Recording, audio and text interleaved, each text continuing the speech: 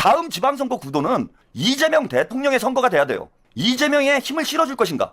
아니면 이재명의 발목을 잡을 것인가? 이 구도로 가야 민주당이 압승을 할 수가 있어요.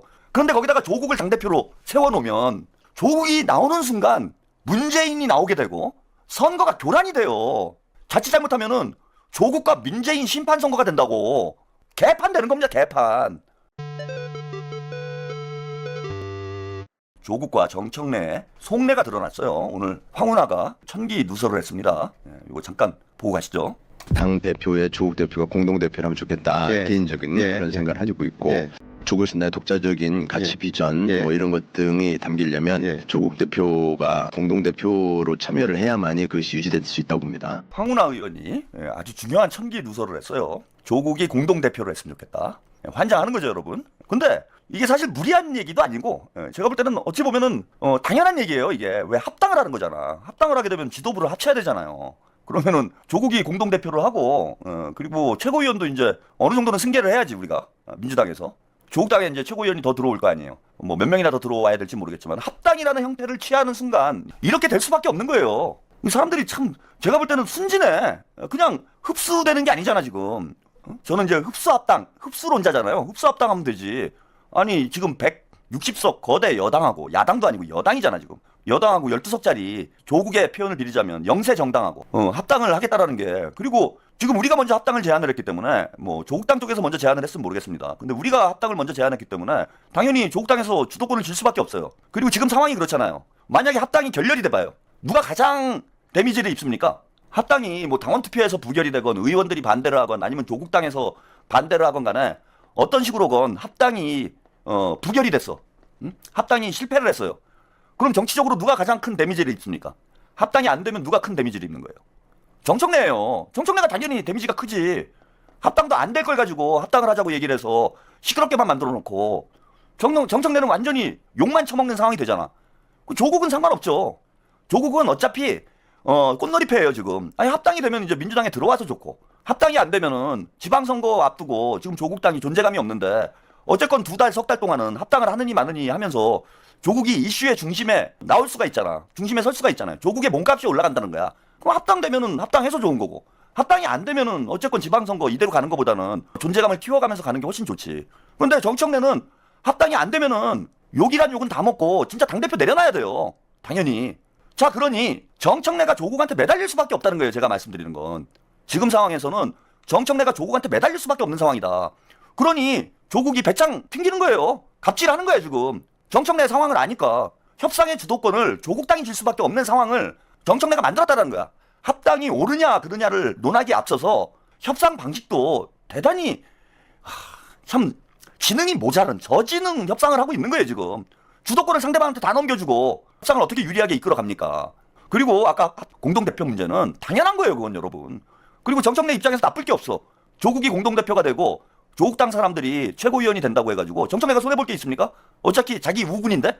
그래서 당연히 제가 볼 때는 공동대표 하는 거예요. 자, 공동대표를 조국이 하게 되면은 가장 큰 문제가 뭐냐 하면은 다음 지방선거가 조국의 선거가 되는 거예요. 이재명의 선거가 돼야 이긴다고 제가 말씀드렸잖아. 다음 지방선거 구도는 뭐 국민의힘 심판? 그 쌍팔년도 소리 좀 하지 마요. 다음 지방선거 구도는 이재명 대통령의 선거가 돼야 돼요. 이재명의 힘을 실어줄 것인가? 아니면 이재명의 발목을 잡을 것인가? 이 구도로 가야 민주당이 압승을 할 수가 있어요. 무슨 국민의힘이 이미 망한 당을 지들끼리 싸우고 자빠졌는데 뭘 심판합니까? 아니 다 죽은 놈을 왜 심판해요? 그게 지금 유권자들이 거기에 동의가 되겠어요? 아 지들끼리 싸움 나가지고 지금 장동혁하고 한동훈하고 지들끼리 머리채 붙들고 싸우고 앉아있는데 그걸 갖고 우리가 심판을 보자는 얘기야 그럼? 장동혁, 한동훈 누가 이기나 우리가 심판 봐주자는 얘기예요? 무슨 국민의힘 심판 프레임으로 간다는 얘기를 해요. 정치에 ABC도 모르는 사람이지. 다음은 이재명의 선거가 돼야 된다. 이재명이 지방선거의 중심에 올라와야 돼요. 그래서 이재명 대통령에게 힘을 실어줄 것인지 아니면 이재명을 견제할 것인지, 그래야 민주당이 이기는 거야. 압승을 하는 거예요. 그런데 거기다가 조국을 당대표로 세워놓으면, 조국을 앞세워놓으면 어떤 프레임이 형성이 되느냐, 조국을 차기 대통령으로 만들 것인가 아닌가. 아니 그렇잖아요. 만약에 조국이랑 정청래가 공동 대표가 돼가지고 지방선거를 이끌게 되면 지방선거에 승리를 하면은 조국과 정청래에 공이 되는데, 그 유권자들이 볼 때 와 민주당이 압승을 하면은 조국하고 정청래가 유력 주자가 되겠네, 차기 주자로 치고 나가겠네. 그 과연 조국을 민주당의 차기 주자로 만들 것인가 안 만들 것인가. 이런 프레임이 자연스럽게 형성되는 거예요. 제가 볼 때는 어디 가둬놔야 돼요. 선거 때. 지방선거 때만 어디다 가둬놔야 돼. 못나대게. 조국이 나오는 순간 문재인이 나오게 되고 선거가 교란이 돼요. 자칫 잘못하면은 조국과 문재인 심판선거가 된다고. 아니 다 죽은 조국하고 문재인을 끌어내가지고 그걸 간판으로 내세워서 선거를 치른다고? 미친놈들이지? 지난 총선 때도 문재인이 경남 지역에 설치고 다니는 바람에 부산 경남이 완전히 초토화됐잖아. 근데 이번엔 아예 그냥 왕관을 씌워가지고 조국의 선거를 만들겠다? 이게 미친 자들이 아니고서 어떻게 이런 생각을 합니까? 합당 얘기가 나오는 순간 그렇게 가는 거예요. 그래서 황운하는 그 얘기를 한 거야. 근데 결국은 지분 문제, 지도부 구성 문제, 그 다음에 지방선거 공천 지분 문제, 이거 가지고 협상을 해야 된단 말이야. 그건 챙겨줘야 될 거 아니에요. 합당인데. 그 조국 공동대표 만들고, 조국혁신당 최고위원들, 민주당 최고위원 되고, 그 호남에 좀 나눠주고. 개판 되는 겁니다, 개판.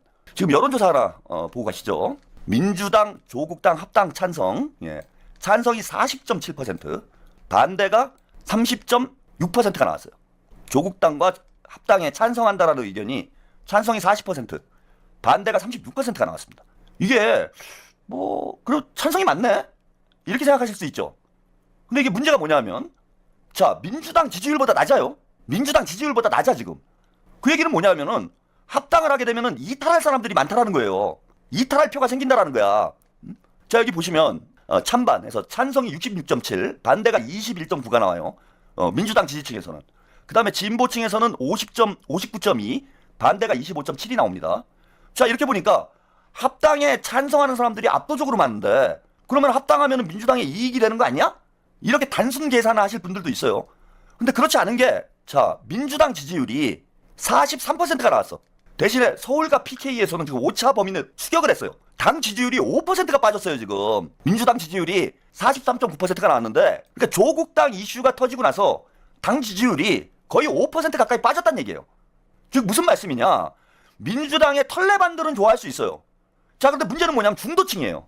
털레반들만 가지고 선거를 이길 수는 없잖아. 그러니까 여기 합당이 민주당 지지층의 66%가 합당을 찬성을 하니까 합당을 하면 좋은 일 아니야? 이렇게 생각하실 분들이 있지만은, 자, 5%가 떨어진 민주당 지지율이 43.9%였는데, 자, 합당에 찬성하는 의견은 40.7%예요. 물론 민주당 지지층에서도 합당에 반대하는 층이 있기 때문에 중도층이 다 빠져나갔다 이렇게 볼 수는 없어. 합당 찬성이 당 지지율 5%가 떨어진 당 지지율보다 낮게 나오기 때문에 실제로는 10% 가까이 빠진 걸로 봐야 돼요. 중도층들이 강력하게 민주당의 합당을 반대하고 있다는 얘기예요. 보수층들이야 그렇다 치고 김어준이는 국민의힘 지지층들이 반대를 하니까 민주당이 좋은 일 아니야? 그런 유치한 초딩 수준의 논리가 어디 있습니까? 유치한 3단 논법이죠. 그거는. 중요한 건 결국 선거라는 건 중도 싸움인 건데, 중도층들이 조국하고의 합당을, 조국을 싫어하기 때문에 반대를 하는 거예요. 그래서 중도층들이 떨어져 나가면 민주당 지지층들만 가지고 40%만 가지고 선거를 할 거냐고. 합당에 찬성하는 40%만 가지고 선거를 할 거냐고요.